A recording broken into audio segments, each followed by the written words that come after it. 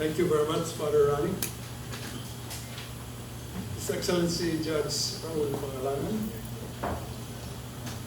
my distinguished co-panelists, and the honorable participants in this forum, Ambassador Malaya, my colleague in the study of international humanitarian law at The Hague. We went to the bookstore at The Hague together.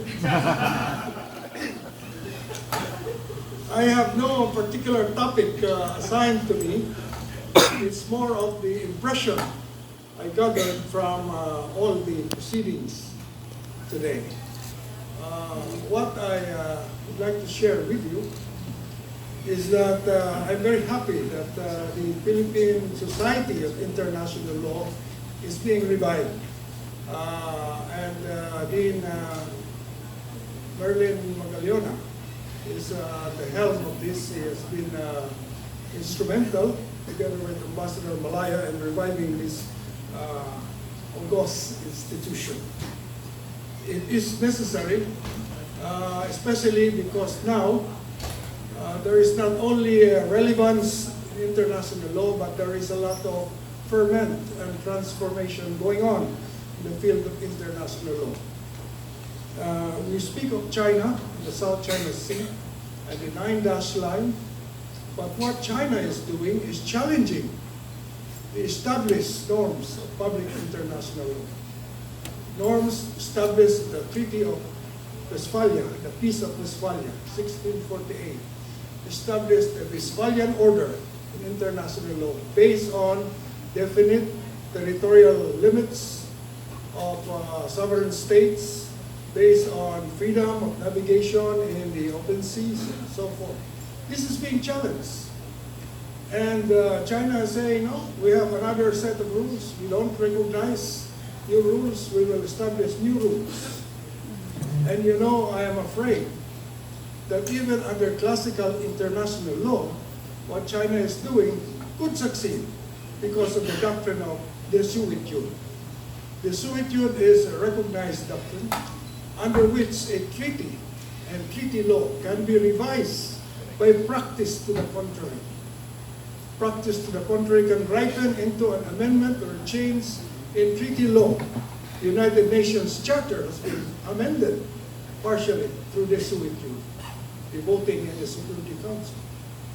So if we say that, we have all this freedom of navigation through the South China Sea because it is open sea, it is part of the freedom of navigation of high seas. But China says it is part of our internal waters.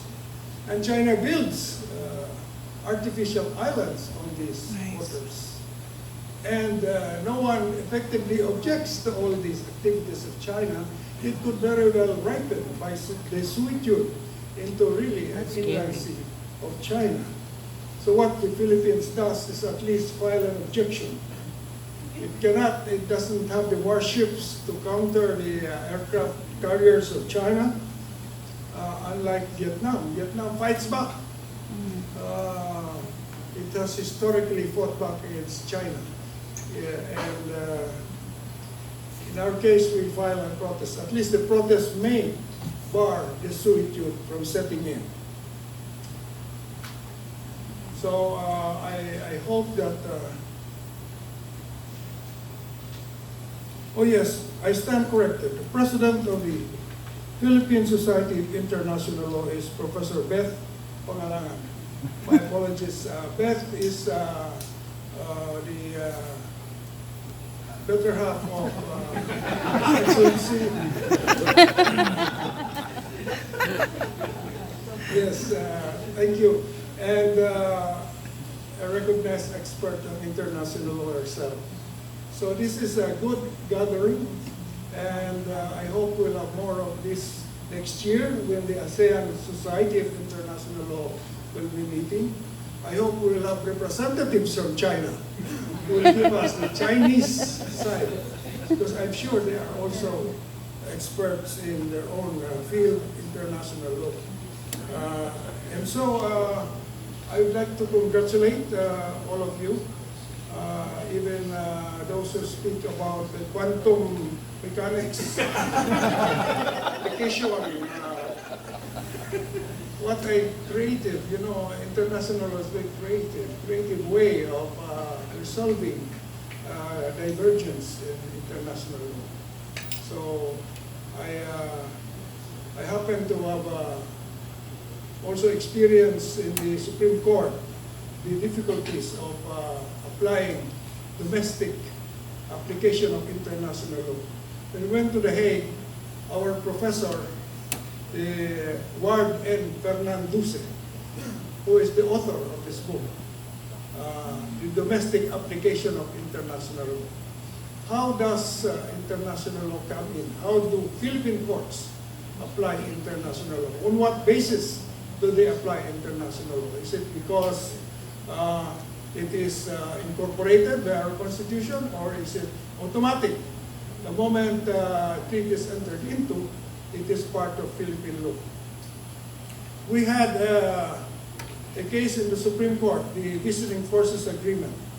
I had a difficult time getting the majority to agree with me against the dissent of Justice Carpio.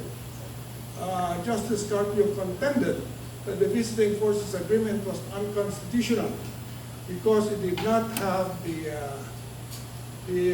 consent of the Senate of the United States, and therefore it was invalid as a treaty.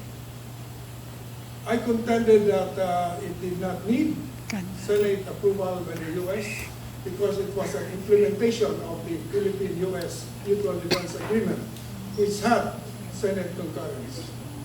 Justice Carpio challenged that and said, no, it did not have any Senate concurrence. The U.S., according to Blas Ople, it was never approved by the U.S. Senate. So I called up Ambassador Malaya, and please research for me, did the U.S. Senate really confirm Philippine, not the Visiting Forces, the mother agreement, Philippine-U.S. Mutual Defense Agreement? Ed Malaya came to my rescue and said, yes sir, it did, and as you can see, congressional records, page number, date number. I showed that to Justice Carpio, and he agreed with me. He withdrew his opposition, and I got the majority. So thanks to Ed Malaya, ever reliable, able to contradict Blas Ople. And therefore, but that was not finished.